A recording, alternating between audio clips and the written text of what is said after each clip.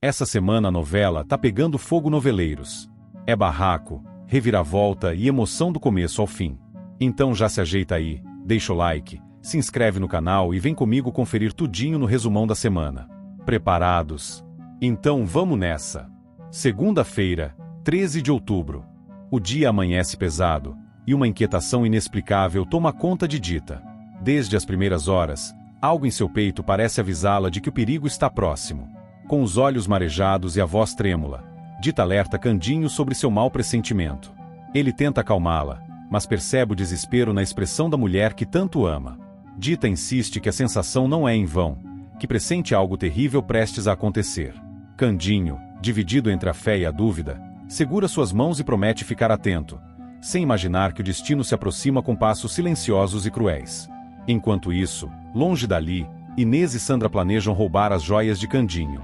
As duas se reúnem em um quarto escuro, com a luz da lamparina projetando sombras nas paredes.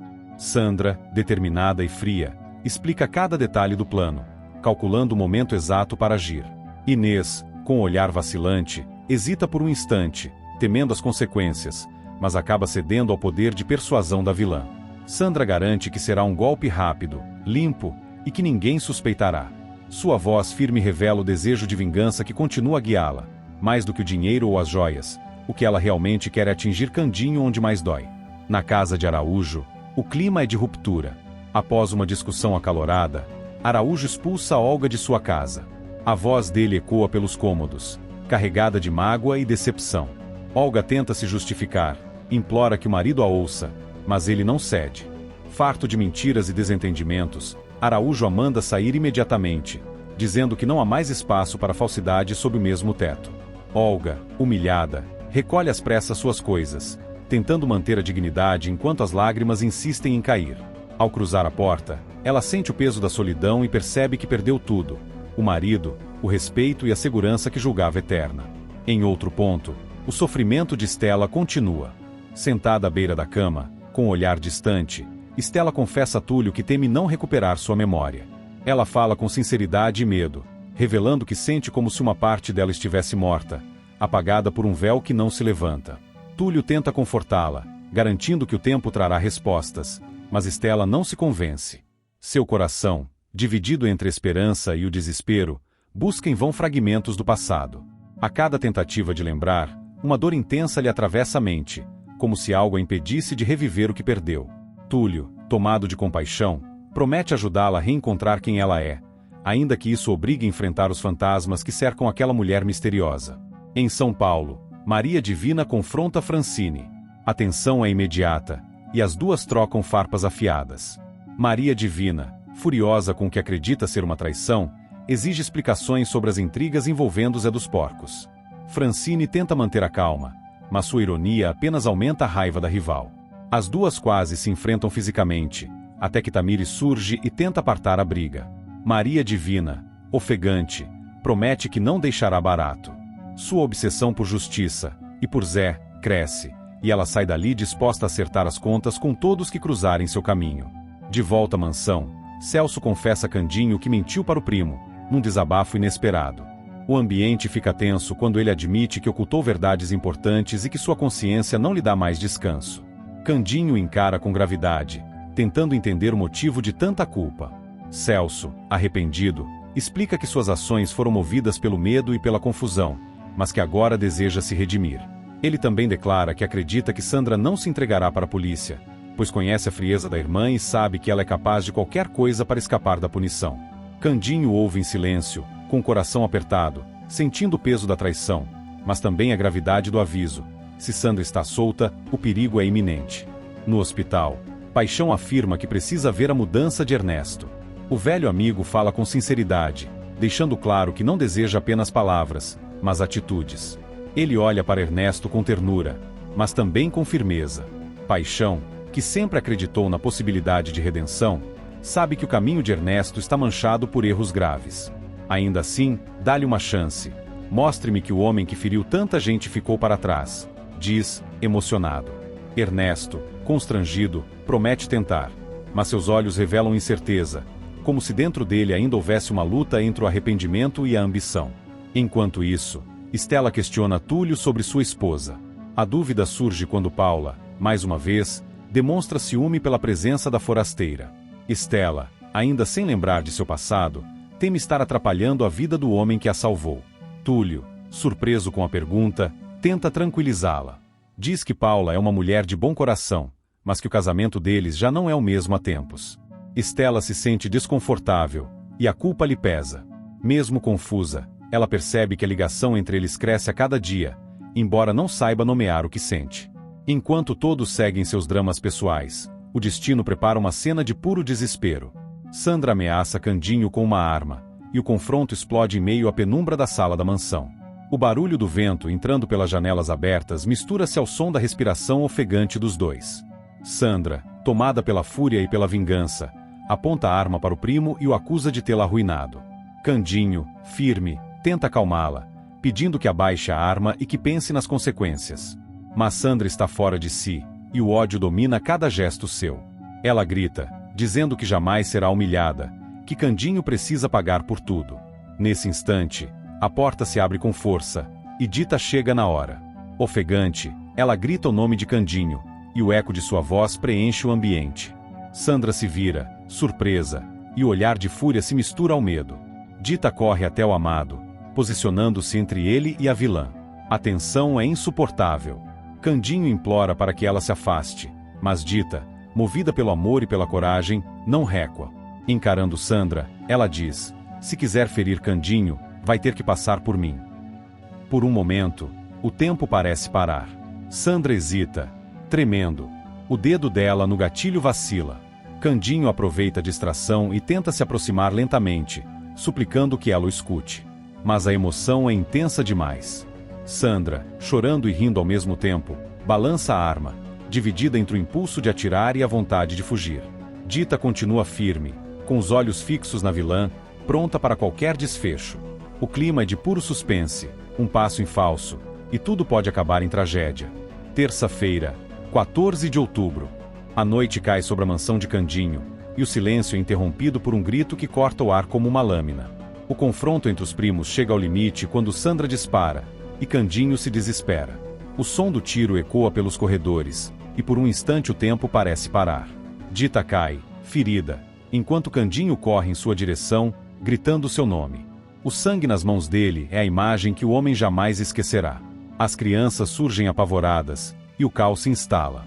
O cheiro da pólvora mistura-se à tensão e ao desespero. Do lado de fora, Quitéria chama a polícia, desesperada, tremendo enquanto tenta explicar o que aconteceu.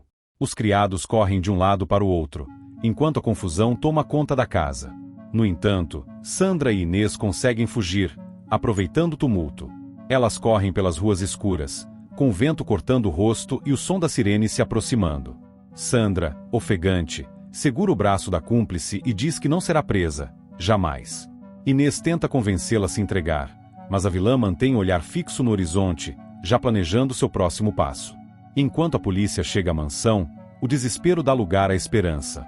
Lauro cuida de Dita, que é levada às pressas para ser atendida.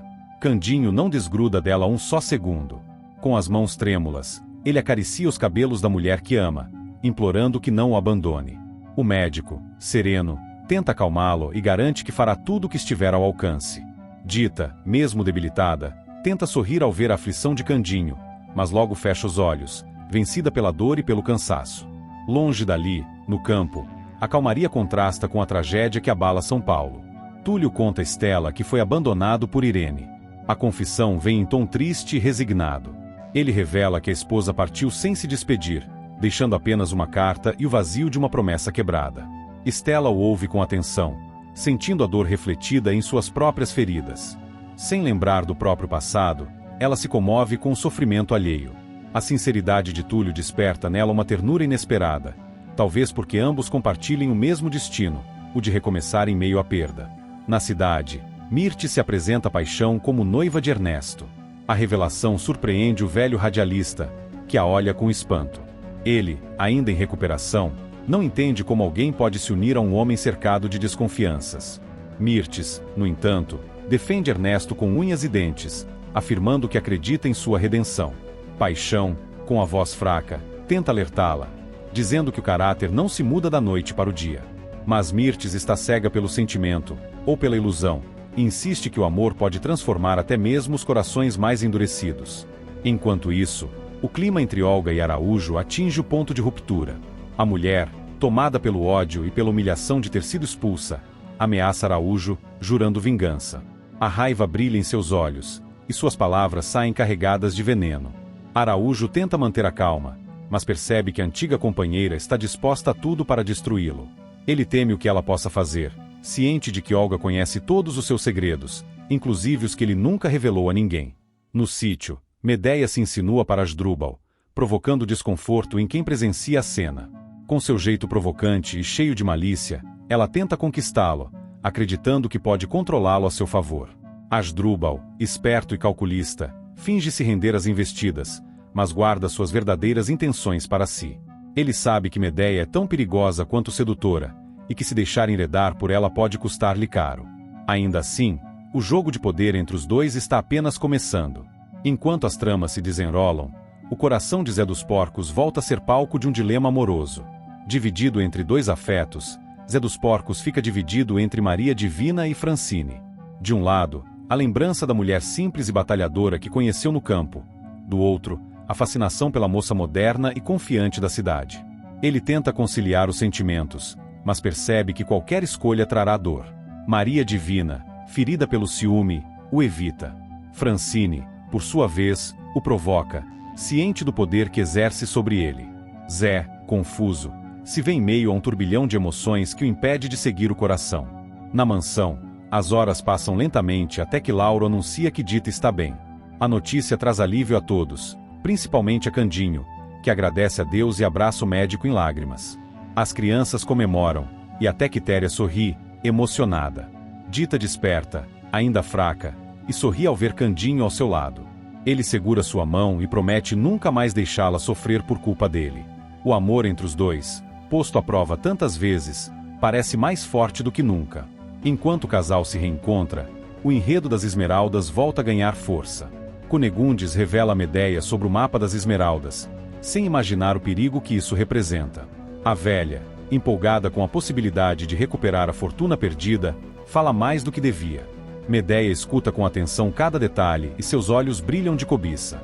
Ao saber que o mapa pode indicar a localização de um tesouro escondido, ela decide agir em silêncio, traçando seus próprios planos.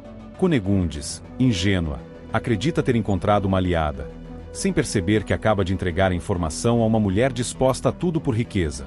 De volta à cidade, a emoção domina quando Candinho e Dita se beijam. O gesto sela o reencontro e marca um novo começo para os dois. Dita, ainda frágil, se apoia em Candinho, que a envolve num abraço cheio de ternura. Achei que te perderia para sempre, ele diz, com a voz embargada. Dita sorri, emocionada, e responde: enquanto houver amor, sempre haverá caminho. O beijo dos dois é doce, verdadeiro, um respiro de paz em meio ao caos que o cerca. Zulma, ao longe, observa em silêncio, engolindo a tristeza de quem perdeu a batalha pelo coração de Candinho. Mas o sossego dura pouco.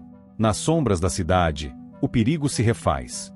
Em um beco afastado, Inês e Sandra simulam a morte da vilã, quando a polícia chega. O plano é engenhoso. Sandra deixa um corpo irreconhecível com roupas idênticas às suas, e foge sob a proteção de Inês. Quando os policiais encontram o corpo, acreditam que a criminosa foi vítima de um acerto de contas. Inês finge desespero e confirma a falsa identidade, garantindo que se trata da cúmplice morta em confronto. A notícia rapidamente se espalha, e todos acreditam que Sandra está morta. Enquanto a cidade respira aliviada, Sandra observa tudo de longe, com um sorriso frio nos lábios. Oculta sob um novo disfarce, ela jura vingança e promete retornar ainda mais impiedosa. Eles pensam que me derrotaram, murmura para Inês. Mas é só o começo. A cúmplice, assustada, tenta fazê-la desistir, mas Sandra, movida pela sede de revanche, não recua. Na mansão, Candinho e Dita se abraçam novamente, alheios ao perigo que ainda os ronda. Para eles, a vida volta a ter cor e sentido. As crianças brincam no jardim, Policarpo relincha ao fundo, e o sol se põe com a promessa de novos dias. Mas o destino, caprichoso como sempre, ainda tem planos ocultos para todos, e o nome de Sandra continua ecoando, mesmo quando todos acreditam que ela se foi para sempre. Quarta-feira, 15 de outubro. A manhã amanhece silenciosa em São Paulo, como se até o vento respeitasse o peso da notícia que se espalha pela cidade. O telefone toca na casa dos Santos Dumont e um clima sombrio se instala. Do outro lado da linha, uma voz grave e contida comunica o que ninguém imaginava ouvir. A polícia anuncia a Celso que Sandra está morta. Por um instante, ele não consegue reagir. O sangue some-lhe do rosto, e o silêncio domina. Morta, repete ele, incrédulo, sem acreditar no que escuta. A notícia o atravessa como uma lâmina fria, trazendo à tona um misto de alívio e culpa. Celso caminha até a janela e observa o jardim lá fora, tentando entender o que sente. Apesar de tudo o que Sandra fez, ela era sua irmã, parte do seu passado e da sua dor. Quitéria, ao vê-lo pálido, pergunta o que houve. Acabou, responde ele, em voz baixa. A polícia encontrou o corpo. Disseram que Sandra morreu. O peso daquelas palavras ecoa por toda a casa. Quitéria se benze, pedindo a Deus que tenha piedade da alma da moça. Enquanto a notícia se espalha, em um quarto simples e iluminado apenas pela luz do sol da manhã, Estela tem uma vaga lembrança de sua identidade. A moça acorda sobressaltada, tomada por uma sensação estranha. Imagens fragmentadas lhe vêm à mente: um rosto masculino, uma gargalhada feminina, uma queda, um grito. Tudo tão rápido e confuso que ela leva as mãos à cabeça, tentando entender o que se passa. Túlio, atento, se aproxima e pergunta se está tudo bem. Estela respira fundo e o olha nos olhos, dizendo: Acho que me lembrei de algo. Mas é tudo tão distante. Túlio, preocupado, segura a mão dela e a incentiva a não forçar a memória. O que importa é que você está viva, diz ele com doçura. A moça sorri, emocionada, e agradece a Túlio, reconhecendo o quanto ele tem sido importante em sua recuperação. O clima entre os dois é terno, carregado de uma cumplicidade que cresce a cada dia. Ele, dividido entre o dever e o coração, sente nascer dentro de si um sentimento que tenta, em vão, conter. No sítio, o ambiente é outro. O som da sanfona preenche o ar, e Francine ensina Maria Divina a dançar. As duas riem, rodopiando pelo terreiro, enquanto Zé dos Porcos observa de longe, encantado com a cena. Francine, sempre espirituosa, diz que toda mulher precisa saber dançar, nem que seja para rodar a vida nos próprios eixos. Maria Divina ri, meio sem jeito, e confessa que tem 2 pés esquerdos. Então vai aprender comigo, insiste Francine, pegando-a pela mão. Entre tropeços e gargalhadas, Divina vai se soltando, revelando um brilho que há muito não se via em seus olhos.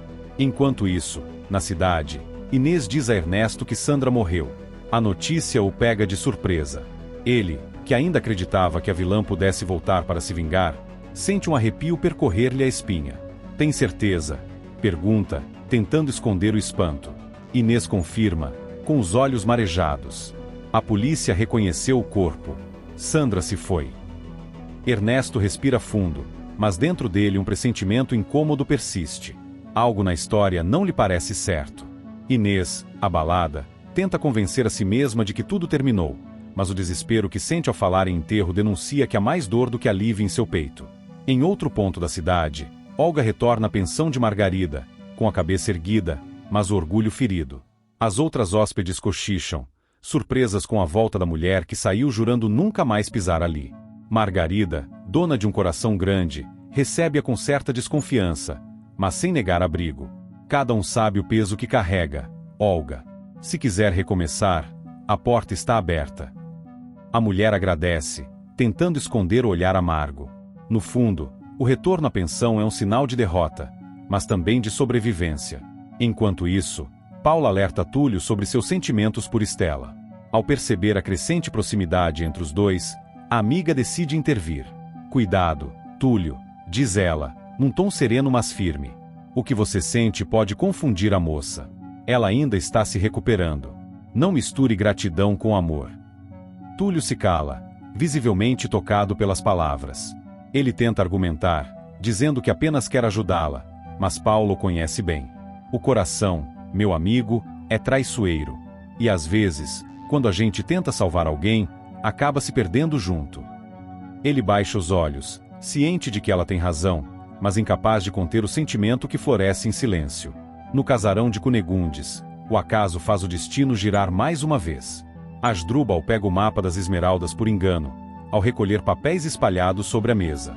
Sem perceber o valor do que leva, guarda o mapa entre seus pertences e parte. Quando Cunegunde se dá conta do sumiço, o alvoroço é imediato. O mapa. Roubaram o mapa das esmeraldas. Grita ela, em desespero.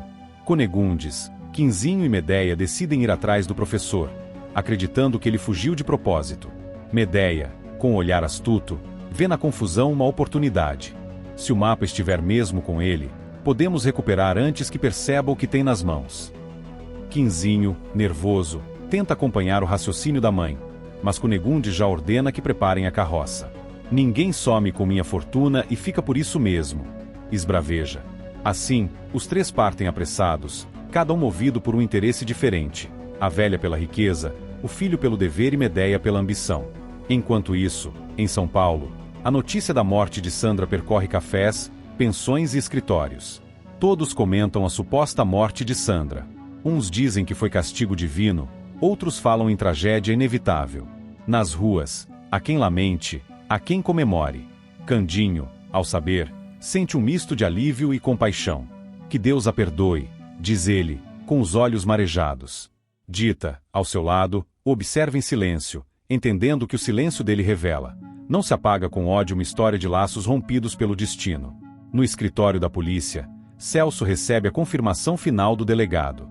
O corpo encontrado foi identificado e o laudo oficial é conclusivo. A decisão é imediata. Celso ordena o início do enterro. Mesmo com o peso da vergonha pública que Sandra trouxe à família, ele decide que a irmã merece um sepultamento digno. Se errou, pagou caro. Mas ainda assim, é minha irmã, diz ele com voz embargada. Quitéria tenta consolá-lo, mas o semblante dele é o de quem carrega um fardo que o tempo talvez nunca apague. Quando a notícia do enterro chega aos ouvidos de Inês, ela se desespera. Corre até a delegacia, tentando impedir que o corpo seja levado, mas é em vão. Os agentes a olham com piedade, acreditando tratar-se de mais um gesto de luto. Inês, contudo, sente o coração bater descompassado. Não pode ser ela, repete, com lágrimas escorrendo. A dúvida que tenta esconder cresce a cada segundo. No fundo, ela sabe, Sandra era astuta demais para morrer sem deixar rastros. Do lado de fora, o caixão é levado ao cemitério sob o olhar pesado de Celso e Quitéria. As flores cobrem o caixão, e o sino toca, marcando o fim de um ciclo. O céu se encobre, como se a própria natureza lamentasse. Enquanto todos acreditam que a vilã enfim descansou, em algum lugar distante, uma mulher de chapéu e véu negro observa um jornal com a manchete do dia. Morte de Sandra reabre feridas na família de Candinho. Sob o véu, um sorriso discreto se forma.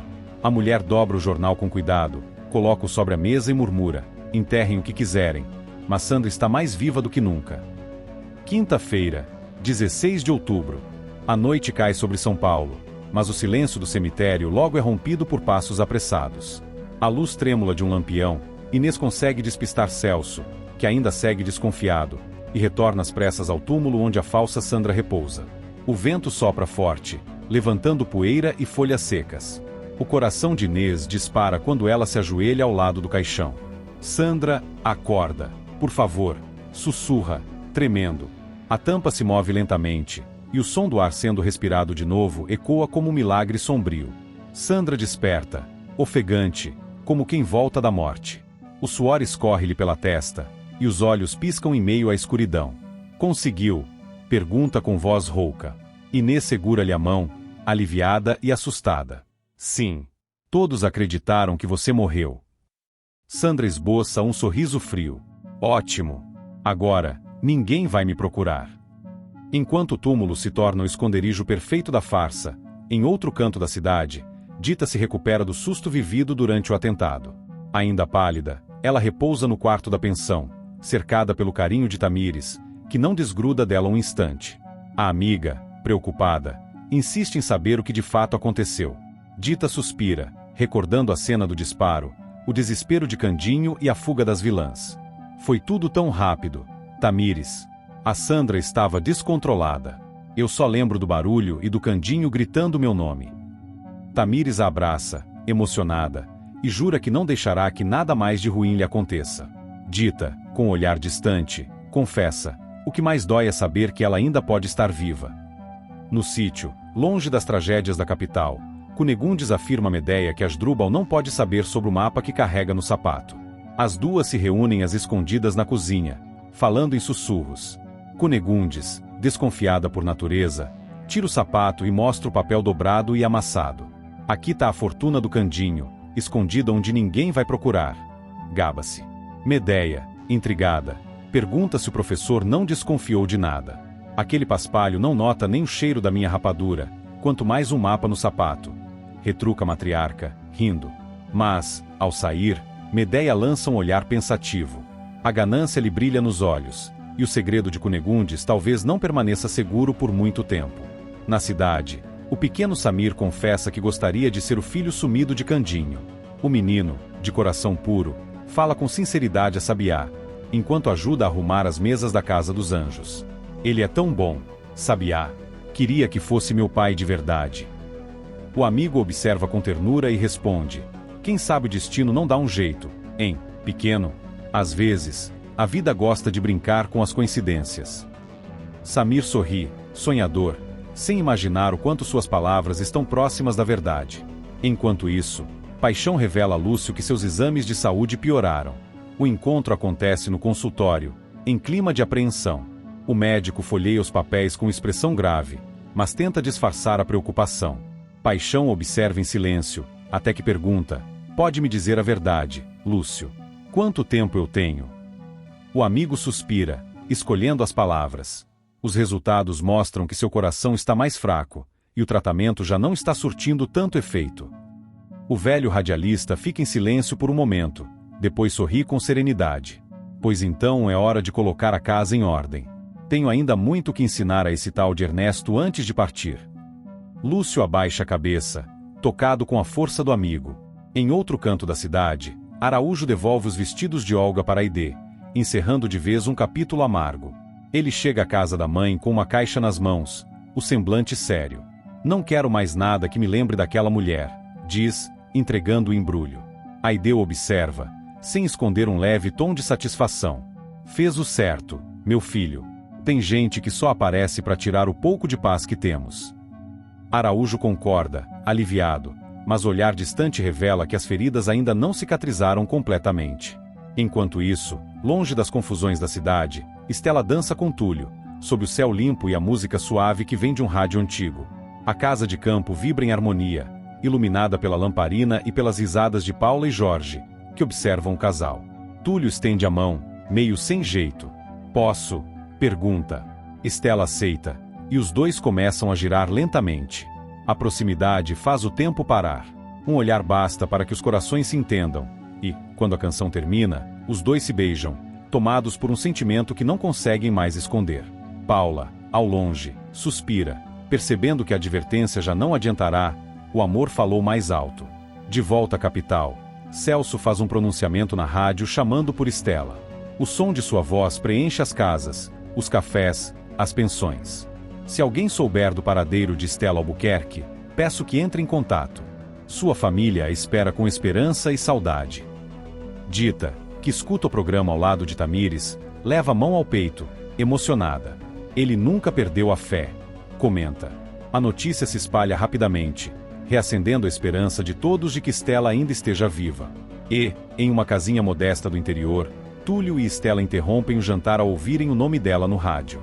A moça fica paralisada, o garfo tremendo entre os dedos. Estela Albuquerque, é o meu nome, pergunta, confusa. Túlio confirma, surpreso. A memória começa a se abrir como um véu que se rasga aos poucos. Enquanto o anúncio mobiliza corações, Sandra procura Celso. Vestida discretamente e usando um lenço no cabelo, ela caminha pelas ruas escuras até o prédio da rádio, guiada pela raiva e pelo desejo de vingança. Do lado de fora, observa o irmão através da janela do estúdio, enquanto ele termina o pronunciamento. A expressão dele é serena, cheia de arrependimento pelos erros do passado. Sandra aperta os punhos. Hipócrita, murmura, os olhos faiscando. Quando ele sai, ela o segue à distância, escondendo-se entre as sombras. Celso, alheio ao perigo, conversa com o porteiro sobre o sucesso do programa, agradecendo a ajuda de todos. Mas, ao virar a esquina, sente uma presença atrás de si. Celso. Chama uma voz conhecida. Ele se vira, surpreso. O rosto de Sandra surge sob a penumbra, vivo, firme, como um fantasma que voltou do inferno. Ele recua, incrédulo. Não pode ser, você morreu. Sandra sorri, com ironia. Morrer é fácil demais para quem tem contas a acertar. O impacto do reencontro é devastador. Celso tenta se aproximar, mas ela o impede com um gesto brusco. Você pensou que tinha se livrado de mim? Que podia me enterrar junto com a vergonha da família? Pois se enganou. Ele tenta acalmá-la, dizendo que só quis protegê-la de si mesma. Protegida? Me enterrando viva, rebate Sandra, furiosa. Os olhos dela queimam de ódio, mas há também dor. Eu te amava, Celso, mais do que a mim mesma, e você me entregou. No meio da tensão, Inês surge ao longe, observando a cena de longe, tomada pelo medo de que Sandra perca o controle. Celso, mais uma vez, tenta alcançá-la. Chega, Sandra. Acabou. Entrega-se. Ainda há tempo de recomeçar. Ela ri, amarga. Para mim, o tempo acabou no dia em que você mandou enterrar meu corpo. O som distante de uma sirene ecoa pela rua. Inês corre, tentando alertar. Sandra percebe e, no impulso, foge por um beco, desaparecendo nas sombras. Celso fica ali, atônito, tentando entender se o que viu foi real. A brisa fria da noite sopra, e ele fecha os olhos, sentindo que a paz que pensou ter encontrado durou pouco. Enquanto isso, em um quarto modesto, Inês corre para o esconderijo da amiga. Sandra está lá, trêmula, mas com um olhar decidido. Ele viu você? Pergunta Inês, ofegante. Viu, responde Sandra. E agora ele sabe que os mortos também voltam para acertar as contas. Sexta-feira, 17 de outubro. O dia amanhece carregado de tensão. No apartamento silencioso, Celso repreende a armação de Sandra, que escuta o irmão com um olhar frio e distante. Você enlouqueceu de vez, Sandra? Ele pergunta, tentando conter a irritação. Fingir a própria morte, enganar a polícia, envolver Inês, até onde você vai? Sandra, indiferente, cruza os braços e sorri com ironia. Até o fim, Celso. E se precisar, levo todo mundo comigo. O irmão se aproxima, determinado. Isso não é coragem, é destruição. Você não percebe o mal que faz a si mesma? Mas Sandra apenas responde: o mal começou quando você escolheu me trair. Celso suspira, frustrado, e conclui: eu ainda acredito que pode mudar, mas não estarei mais do seu lado para ver isso acontecer. Ele deixa o apartamento, o som da porta batendo ecoando como o fim de um elo que resistiu mais do que devia. Longe dali, no campo, o sol invade o quarto modesto onde Stella faz esforço para lembrar sua identidade. Sentada à beira da cama, ela segura um colar antigo que encontrou entre os pertences que Túlio guardou após tê-la resgatado. Eu sei que isso é importante, mas por quê? Murmura. Túlio entra, trazendo café, e observa-a com ternura. Está tudo bem? Pergunta, preocupado. Stella levanta o olhar e tenta sorrir. Há flashes, imagens soltas, um rosto, uma casa grande, vozes me chamando. Mas quando tento lembrar, tudo desaparece. Túlio segura suas mãos. Não precisa forçar. A memória vai voltar quando você estiver pronta. Ela o encara, emocionada. E se eu nunca me lembrar? Ele sorri, com doçura. Então, vou te ajudar a construir novas lembranças. Enquanto o amor começa a florescer discretamente no campo, em São Paulo, Lauro conta Ernesto sobre o estado de saúde de Paixão. O médico encontra o rapaz na casa do velho radialista e decide não esconder a gravidade da situação.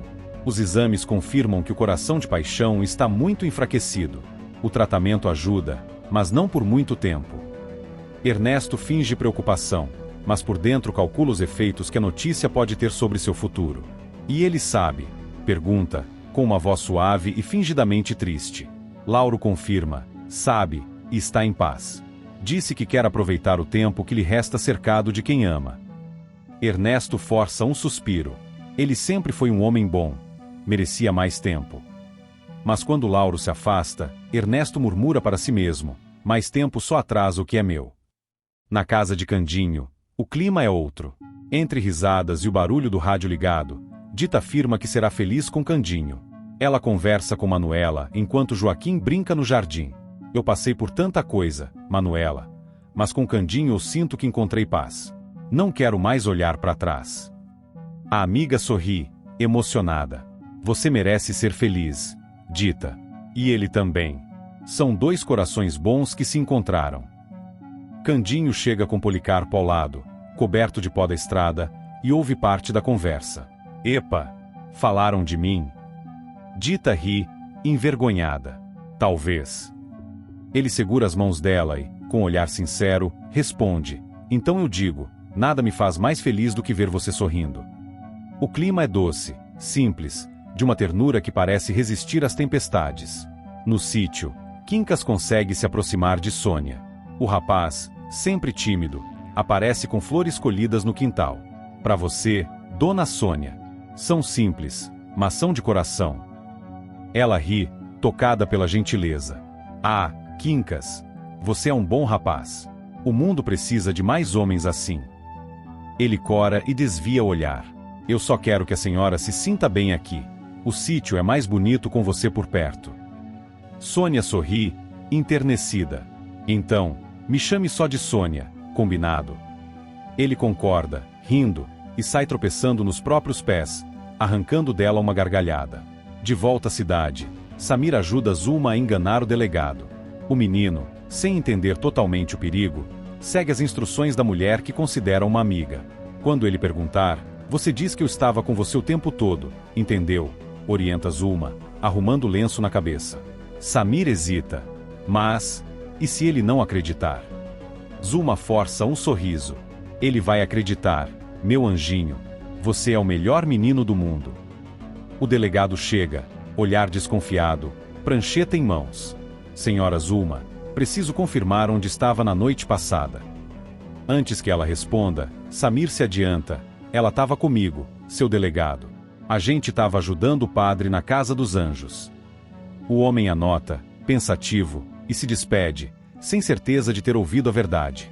Assim que ele sai, Zulma se abaixa e beija a testa do menino. Você me salvou, Samir.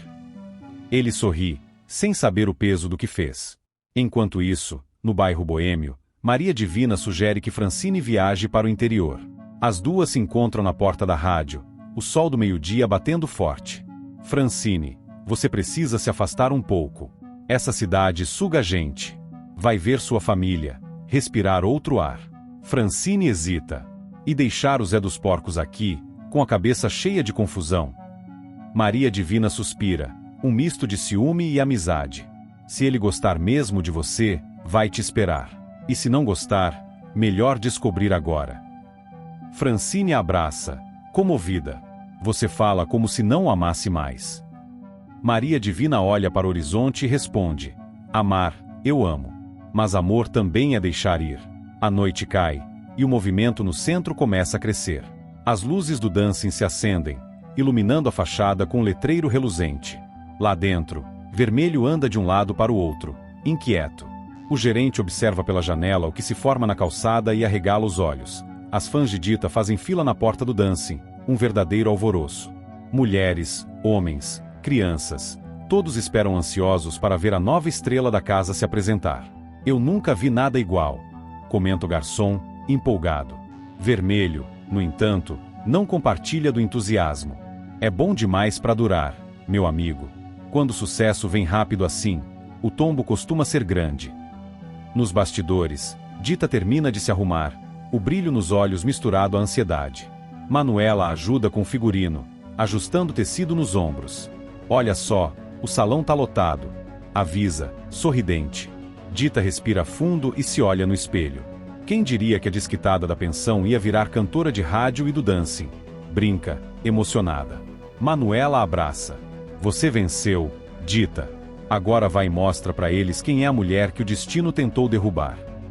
Do lado de fora, Candinho chega acompanhado de Samir e Policarpo. O menino vibra ao ver a multidão. É tudo por causa da Dita. Candinho. Ela é famosa. Candinho sorri, orgulhoso. E merece cada aplauso. Mas o sorriso logo desaparece quando vê Zulma se aproximando, vestida com elegância e um olhar que mistura ciúme e falsa doçura. Veio prestigiar sua amada. Provoca. Candinho responde, firme, vim ver uma mulher de valor, Zulma. Uma mulher que luta com dignidade, sem precisar enganar ninguém. Ela sorri, disfarçando o golpe. Ora, Candinho, ainda acha que sabe diferenciar o bem do mal. Ele não responde. Prefere seguir adiante, de cabeça erguida, para ver Dita subir ao palco. No salão, o público vibra quando as luzes se apagam e a orquestra começa a tocar. Dita surge no centro, deslumbrante, e o aplauso é imediato. A voz dela ecoa forte, cheia de emoção, como se cantasse não apenas uma canção, mas toda a própria história. Candinho, na plateia, a observa com admiração e orgulho. Samir, ao lado, sorri encantado. E até Zulma, escondida no fundo do salão, sente uma pontada de arrependimento, embora logo a substitua por inveja. Enquanto Dita canta, Vermelho observa do balcão, preocupado. O sucesso dela é o que mantém o dancing vivo, mas também é o que pode acabar com ele. O garçom, confuso, pergunta o motivo. Vermelho olha para o público e responde, em tom baixo: quando o brilho de uma estrela ofusca os outros, começam as sombras. E nas sombras, sempre tem quem queira apagar a luz. Do lado de fora, sob o céu estrelado, Celso caminha sozinho, refletindo sobre tudo. Ele ainda sente o peso da discussão com Sandra e o medo do que ela possa fazer. Ao ouvir a música de Dita vindo de longe, para por um instante murmura: talvez só a arte ainda consiga curar o que a dor destruiu. Sábado, 18 de outubro. O sol mal havia se posto quando a tensão começou a crescer dentro do dance. O ambiente, que costumava vibrar com risadas e o som da orquestra, agora estava tomado por um clima de apreensão. Vermelho e Tamires exigem que Dita resolva o problema do dancing, e a pressão é imediata. O gerente, inquieto, anda de um lado para o outro, limpando o suor da testa com um lenço amarrotado. Não dá mais, Dita. A casa tá lotada todo dia, mas o caixa não fecha. Os músicos querem aumento, o aluguel atrasou, e o dono do prédio ameaça despejar a gente. Dita, ainda com o figurino reluzente da última apresentação, tenta manter a calma. Vermelho, eu canto, eu atraio o público, mas não sou administradora. Esse lugar não é só meu. Tamires, impaciente, cruza os braços. Mas é o seu nome que segura tudo em pé.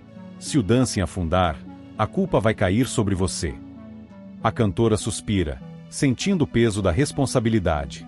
Eu lutei demais para chegar aqui. Não vou deixar esse sonho morrer por causa de dinheiro. Vermelho baixa o tom, mais sensato. Então fala com Candinho, com alguém que possa ajudar. O público te adora, mas o sucesso não paga as contas. Enquanto isso, do outro lado da cidade, a notícia que mais cedo havia corrido pelos corredores das rádios e pelos cafés começa a gerar burburinho. Carmen descobre que Candinho está namorando Dita, e a fofoca logo chega aos ouvidos de Zulma, que se revolta.